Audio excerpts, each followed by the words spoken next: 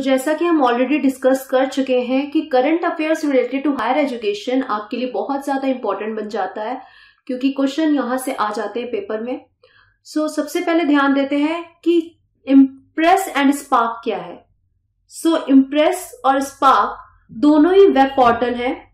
ये दोनों ही, इनको लॉन्च किया 2018 में, राइट, 2018 में इनको लॉन्च किया है। और ये क्या है, ये दोनों वेब पोर्टल हैं। MHRD आप बोल सकते हो, HRD मिनिस्टर प्रकाश जावड़ेकर ने इस प्रोग्राम को या इस स्कीम को लॉन्च किया, as a web portal launch किया इन स्कीम्स को। और रीजन क्या है, पर्पस क्या है, with an aim to build a research ecosystem in educational institution. तो बेसिकली आपको याद रखना है, to build with the aim to build a research ecosystem. So with the aim to build a research ecosystem in educational institution, ये main purpose था।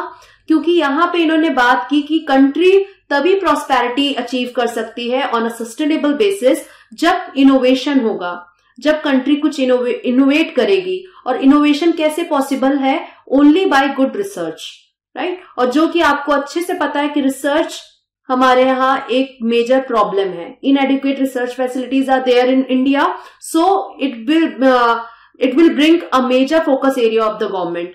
सो that उसके लिए एक ये वेब पोर्टल बनाया गया, इस स्कीम को रखा गया, Impress and Spark, in order to build a research ecosystem in education institution.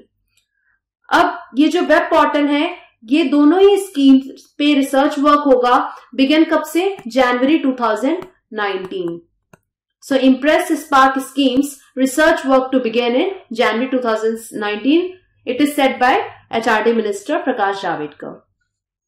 Next thing जो बहुत इंपॉर्टेंट है वो ये है कि इम्प्रेस का फुल फॉर्म आपको पता होना चाहिए, impactful policy research in social sciences. And Spark का full form the scheme for promotion of academic and research collaboration, right. ये दोनों के फुल फॉर्म्स आपको अच्छे से पता होना चाहिए। अब इम्प्रेस की पहले बात करते हैं अबाउट इम्प्रेस। इम्प्रेस है क्या?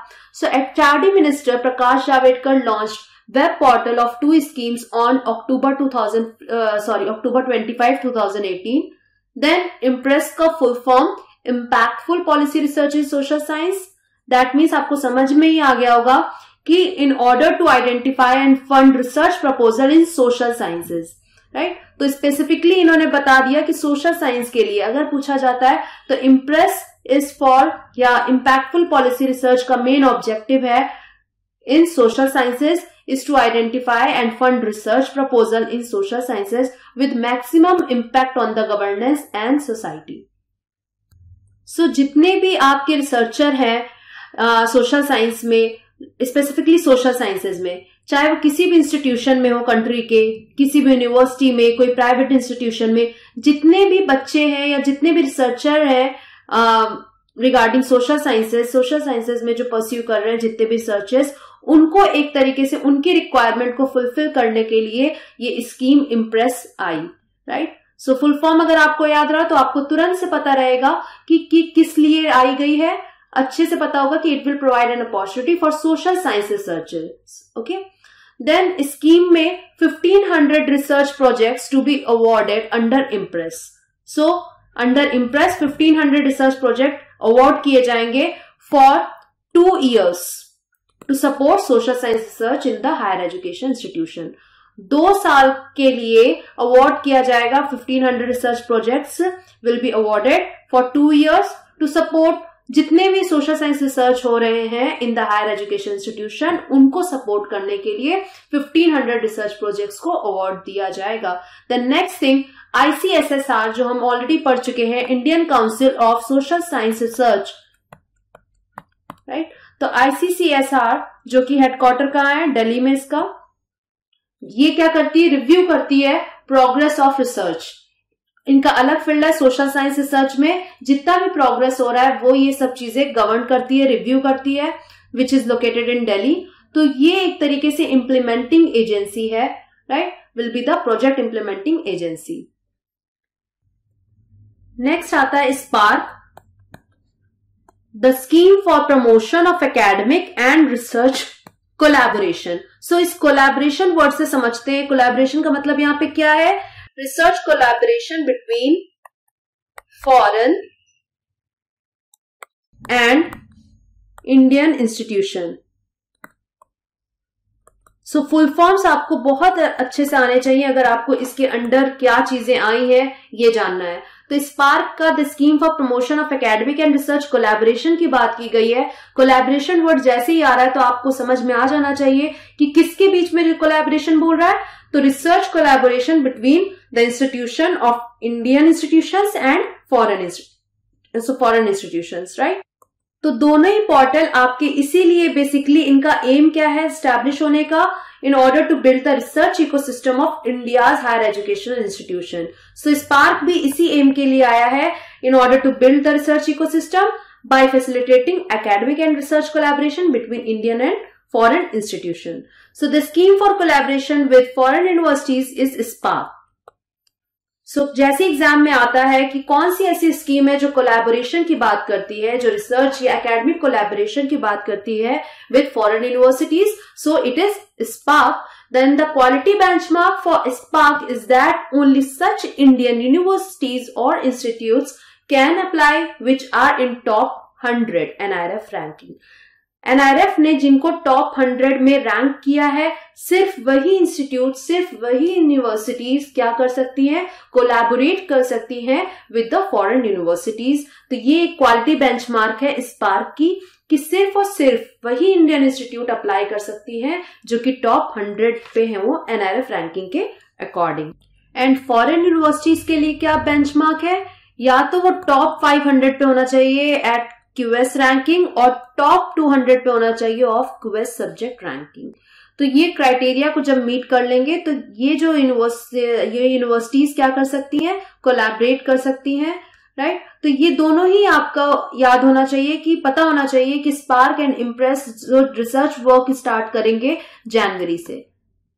सो जनवरी 2019 से यहाँ पे research work under this scheme start हो जाएगा.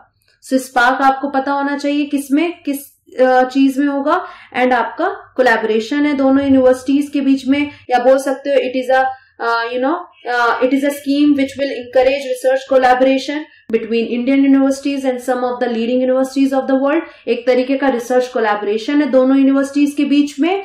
और इम्प्रेस आपको पता चल चुका है कि इम्प्रेस क्या है, सोशल साइंस रिसर्च में एक तरीके से वहां पे 1500 रिसर्च प्रोजेक्ट्स को अवार्ड किया जाएगा for 2 years in order to support social science research in the higher educational institutions. Next, QS Asia Ranking 2019. So QS Asia Ranking क्या है? ये एक तरीके का पब्लिकेशन है जो कि यूनिवर्सिटी रैंकिंग करता है by Q Acrelli Simons. That means Q Acrelli Simons. इसीलिए इनको बोला जाता है QS ranking, QS Asia ranking. So ये एक तरीके का पब्लिशर क्या है, कोलैबोरेट किया है इसने टाइम्स हायर एजुकेशन, तो उसके साथ पब्लिश करके ये रैंकिंग देता है, एशिया रैंकिंग करता है, वर्ल्ड यूनिवर्सिटी रैंकिंग करता है.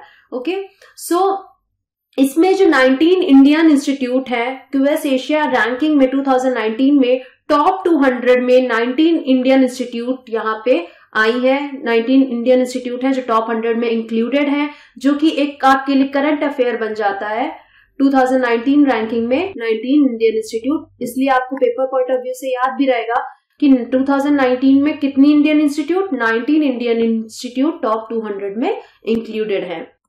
और इन 19 इंस्टीट्यूट से 8 जो इंस्टीट्यूट्स हैं वो IITs हैं.